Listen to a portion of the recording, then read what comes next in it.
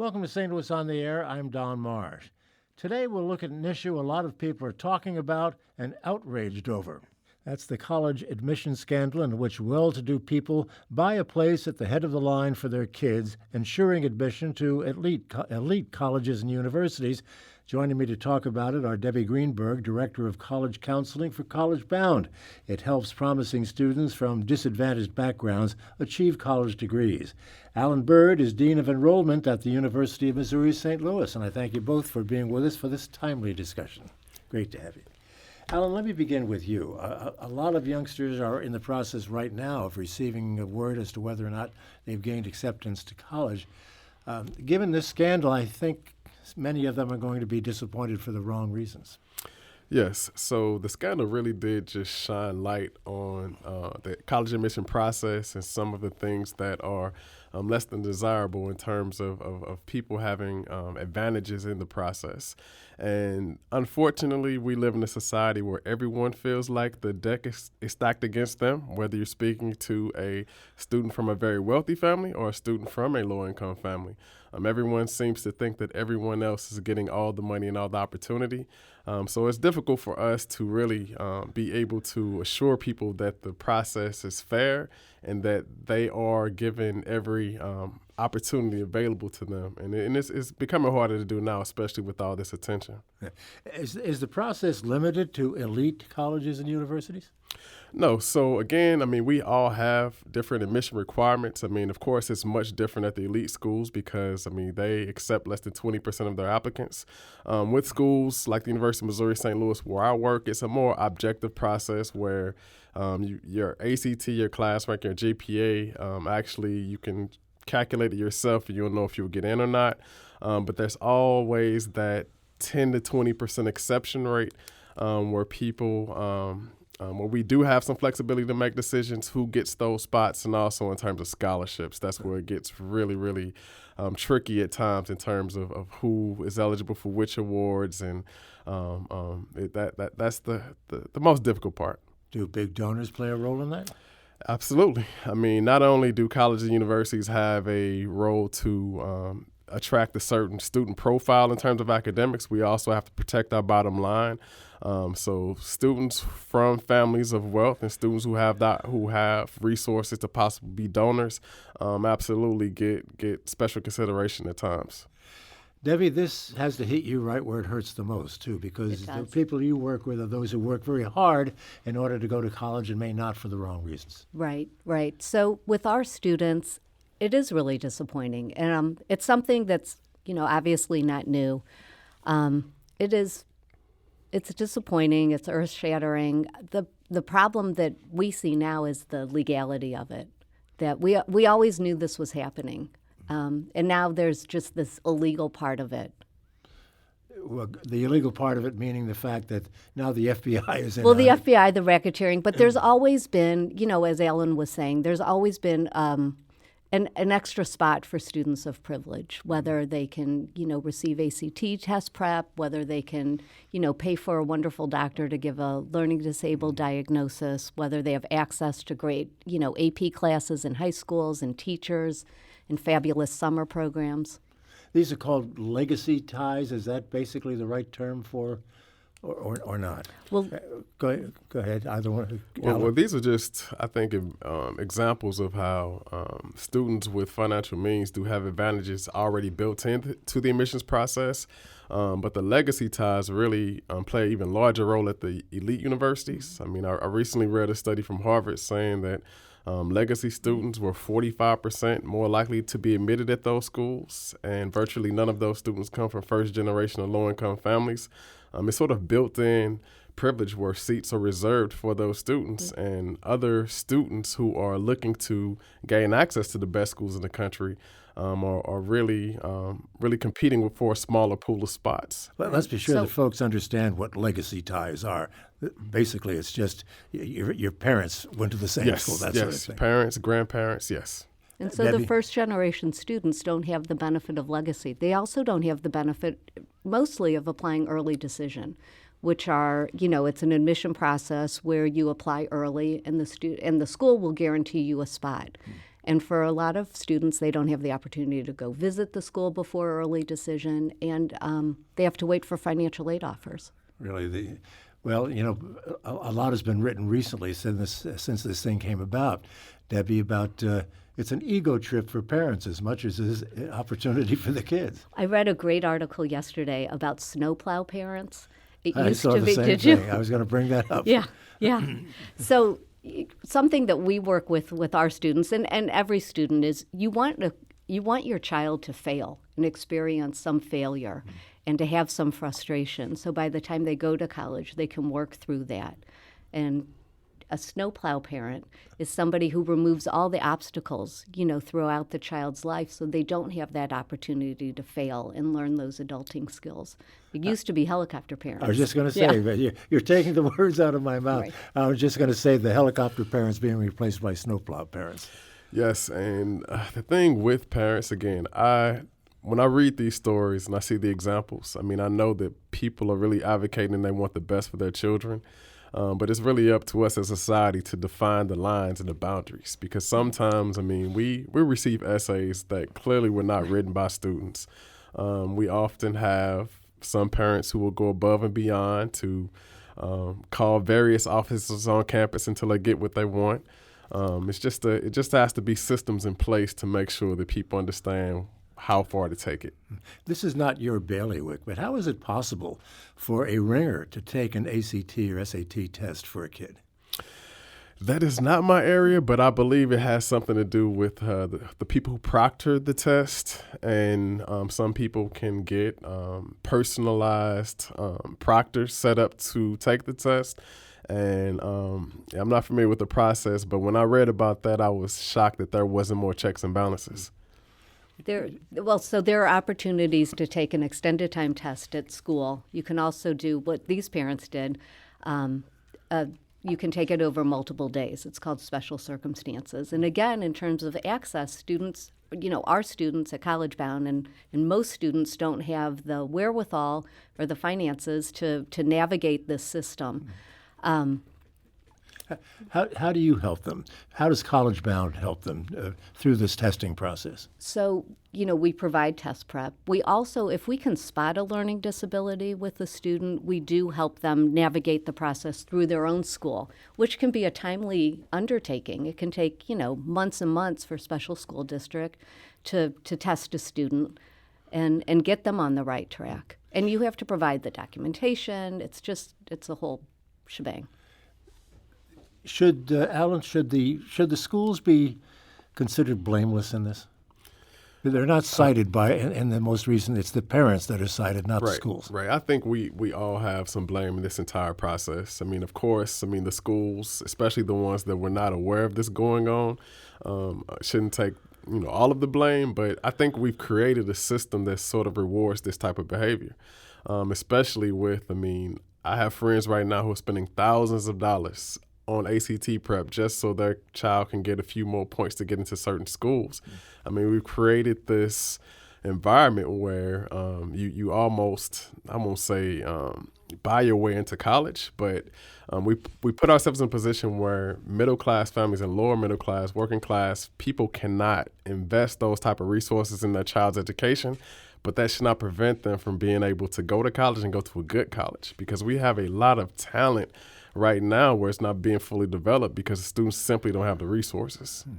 You alluded to it earlier, but is the basis for this primarily the fact that colleges at all levels need the money? That is a big piece of it. Yes, we all. Well, it's an arms race. Yes. And especially with facilities, we're seeing who has the better gym, who's got the greatest dorm, what bed brand. It's almost like some of these institutions are trying to sell a country club as opposed to a place of learning. They, as you indicate, they have to have the better facilities, Right. the better rooms and that sort of thing. Right. Well, I got to spend a year on the other side. I worked for the Kauffman Foundation in Kansas City for a year, where I was a college coach, really helping high school seniors transition to college. And we took the students on college tours all over the country, and I got to see some of these elite schools up close, and it is amazing. To see some of the facilities, some of the culture and the environment that they can provide, it is breathtaking. It's like something off of television. Right, and I think that's part of the crime is that here are deserving students who are denied access to facilities like that, to networking opportunities, to resources. And these elite colleges are the ones that have the resources for the academic testing academic study centers and career services. Well, how important is a degree from Harvard, Debbie? Well, I mean, I guess you're asking. The snob in me would say, yeah, it opens a ton of doors. And for a student from an under-resourced background, it's life-changing. And certainly we know, Alan and I both know, a college degree can end generational poverty. Mm-hmm. And so to notch it up even more, to have access to, your roommate whose daddy owns whatever and the different, resources that the colleges provide, it's a huge hardship. I mentioned to you off the air a guest I heard in Joshua Johnson's 1A program the other day. It was a young man who wanted to go to Harvard to go to engineering school there. And when asked specifically why, he said, well, we'll have it just as Debbie indicated, the opportunity to network. I'll get a better job over my lifetime. I will make a lot more money. But he never said it was because of the College of Engineering. That was not a part of it. Right. Yeah. Well, that's part of the challenge that we face. I mean, a lot of people put a lot of value on the elite schools because of prestige and the social network it can provide. But there are many excellent universities that you can receive equivalent outcomes in terms of job placement, in terms of starting salaries, and even solid networks. But I just think that we put too much emphasis on the elite colleges when it comes to it being the most important thing in your life. There's a lot of great schools that students will be just fine attending. And I think that's kind of the opportunity of this moment, especially when letters are coming out, to highlight it's about your journey. It's about who you are, not necessarily the name on the T-shirt you're wearing or the decal on your car. Yeah. We've got to take a break now. I'd like to invite our listening audience to get into this discussion. I'm sure people have opinions on it and maybe some experience with what we're talking about. We're talking about this college admission scandal, of course. 382-8255 is our number. That's 382-TALK. Send us an email to talk@stlpublicradio.org, or if you'd prefer to send a tweet, do so at STL On Air. This is St. Louis on the Air on St. Louis Public Radio, 90.7 KWMU. Support comes from the Missouri Forest Products Association, committed to conservation and careful management of the state's forests to make them more resilient and better habitats for wildlife. ChooseWood.com. Now back to our conversation on that admissions scandal I mentioned. Debbie Greenberg is director of the College Counseling for College Bound. Alan Byrd is dean of enrollment at the University of Missouri St. Louis. Debbie, I know you haven't had a chance to digest this yet, but apparently Harvard has come out with some sort of advice or a statement with regard to this, and I gather it's telling parents really how they should act. Right, kind of back off and remember it's a child. So Harvard, a couple years ago, released, it's called Turning the Tide, and a few years ago it was more about the admission process. And actually today they released a report that I haven't read the whole thing, but it seems to focus more on the parents in high school, and which is great for today, about just focus on the child and kind of keep expectations in mind and not be that snowplow parent. Yeah. Alan, how are kids vetted? I mean, you talked earlier about, you have test scores, obviously, sometimes, and most of the time, perhaps, interviews and that sort of thing. But peeling that onion and getting to the next layer to find out what's really going on, how do you do that? Or do you do it? We do. So, I mean, actually, everything starts with test scores. I mean, most of our prospects actually come from us purchasing test scores. So once a student takes the ACT or SAT, we tend to buy a range of those scores and start our marketing efforts to try to attract those students to apply or consider our university. But once a student applies, that's when you get to know them a little bit more than what's on paper. So you have, of course, the high school transcripts and test scores, but that's when you start to develop a relationship with them. They also write all types of essays and personal statements, and you really get to see what motivates them as a person, what type of character they have, what unique things they bring to your campus. But that's a little later on in the application phase.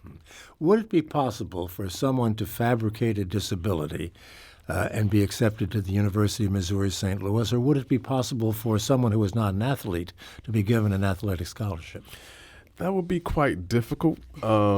Just in terms of the admission decision, our admission decisions are based solely on academics. It's a pretty objective process.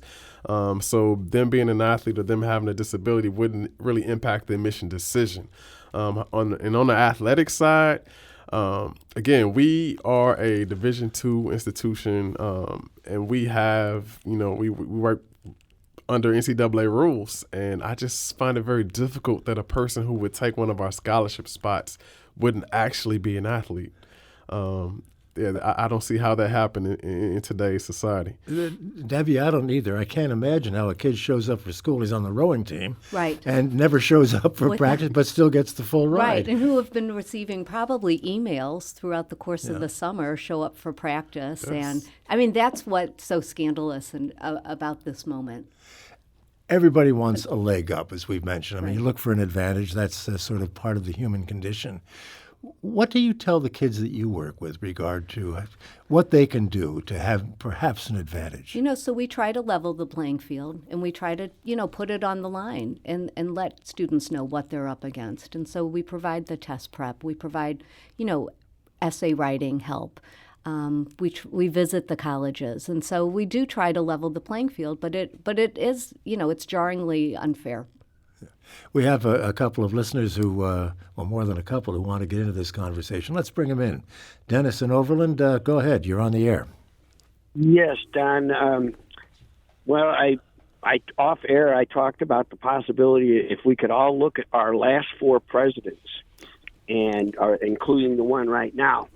Two legacies, two basically bubbled up through our democracy. And the other part of this whole thing is the end results of these type of things. And the second part is, in my lifetime, I've been watching in sports in colleges where kids are losing their scholarships because they're using a phone illegally to make long-distance phone calls, and all of a sudden they lose their scholarship. And, the disparity of what's going on out there. But we gain so much when people come up from down below and make it. So as a country, I think we suffer. So let's hope this works to the best. Thanks again. Debbie, that fits right in with what you're doing and what you're saying. Yeah, I'm just sitting here nodding.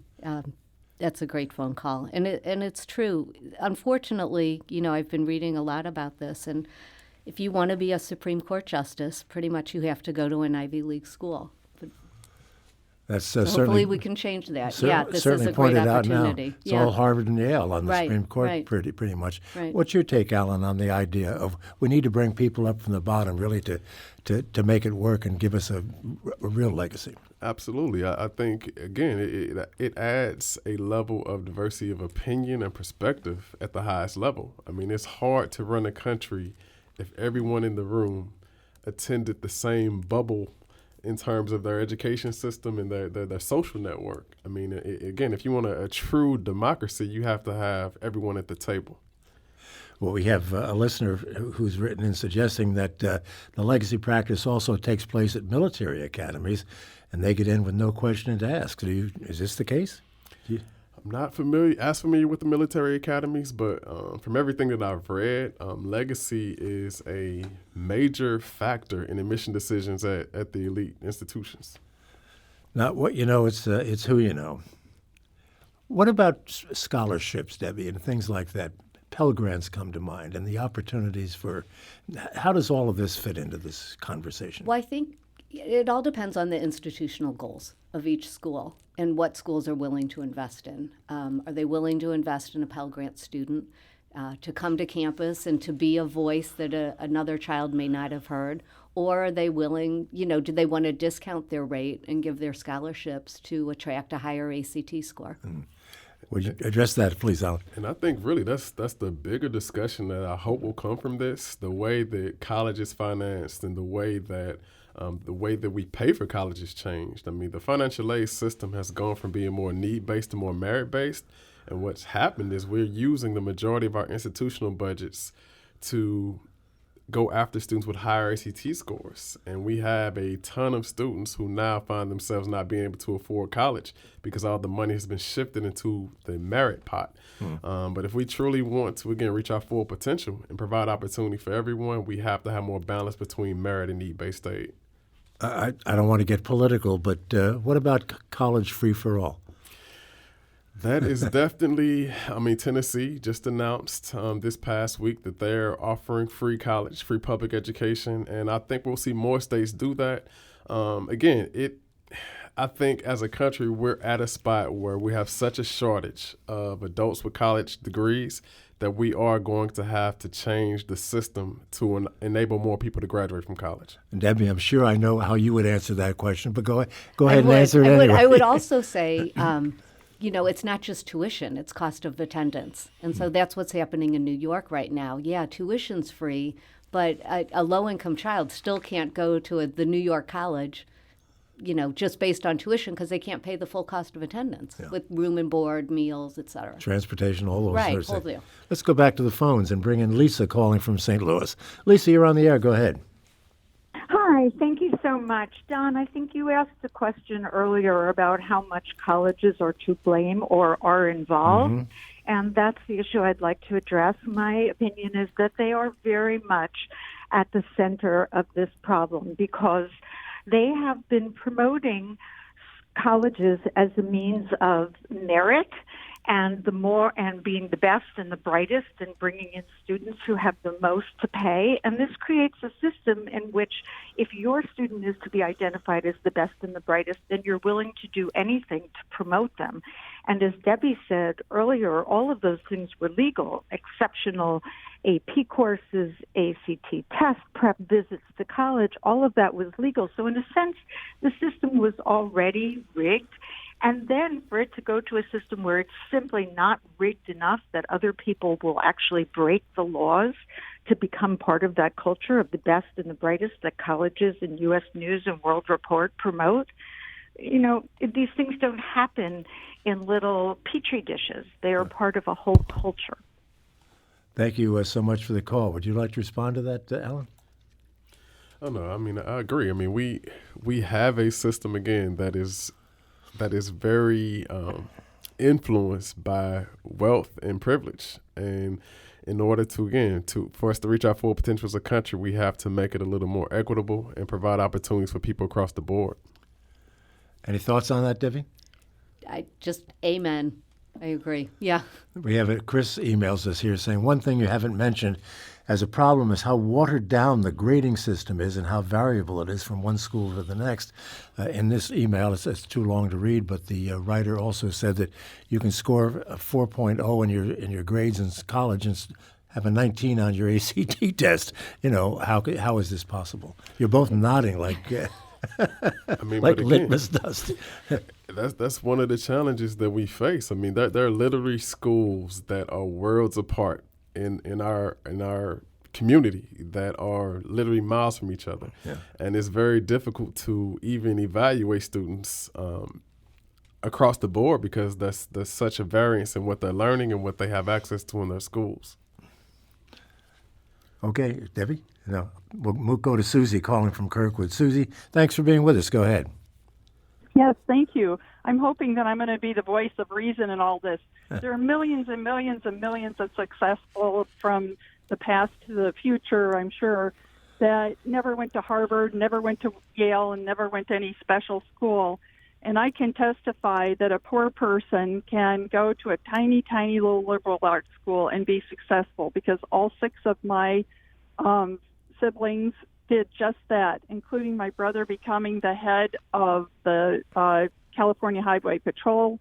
Another brother was one of the inventors of the Kindle Face and has become very wealthy and successful because my mother told us that if we have a principle and we have an idea and we follow it, we will have power and we don't need money to do it.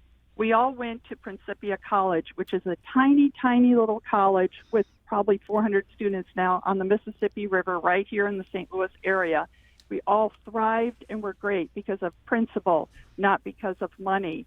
And I just wanted to have the voice of reason here for anybody that's listening that you don't have to know this or know that person or have millions and millions of dollars or cheat.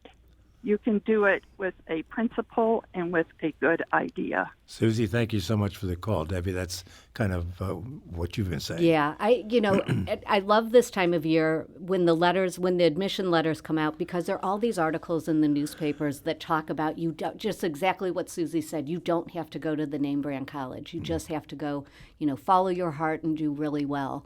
And, they'll supplement those articles with the different CEOs from the Fortune 500 companies and how they all didn't go to these name brand colleges. We have a note here. There have been examples of people like Jared Kushner, whose dad legally donated $2.5 million to Harvard, got Jared in. What can institutions do to help combat these disparities? I mean, that's the key. They need the money. They want they want that association with the family. But I mean, that's a very difficult thing to tackle. I think you have to almost approach it from the other end and somehow tie the enrollment of low-income or Pell-eligible students to somehow the Title IV aid that those campuses receive, because there's not a lot of other than impacting their funding. I'm not sure how you could change that behavior. Any thoughts, Debbie? Well, that's what's so infuriating and about this scandal. And just that something like that is legal, whereas, students like ours and the ones that we serve are really just being, shut out of this process. This is a fairly fresh story, Debbie. What are the kids you work with saying to you about this, or have they digested it? Yeah, I think there's a sense of outrage, and there's a sense of, I'm doing all the right things, and these doors, I thought these doors were opening to me, and now here I've done the right things, I've done my ACT, I've done whatever, and there's still barriers, there are still roadblocks. They're well aware of what's going on. Sure. In other cases. Sure. Going to have to leave it there unless you have a final thought, Alan. Oh, I'm just happy that this is a part of the public discussion now, and hopefully some good things will come from it. Okay, I want to thank you both. Debbie Greenberg, thank you so much. Debbie's Director of College Counseling for College Bound. And Alan Byrd, Dean of Enrollment at the University of Missouri St. Louis. Thank you both so much for being with us. This is St. Louis on the Air on St. Louis Public Radio, 90.7 KWMU.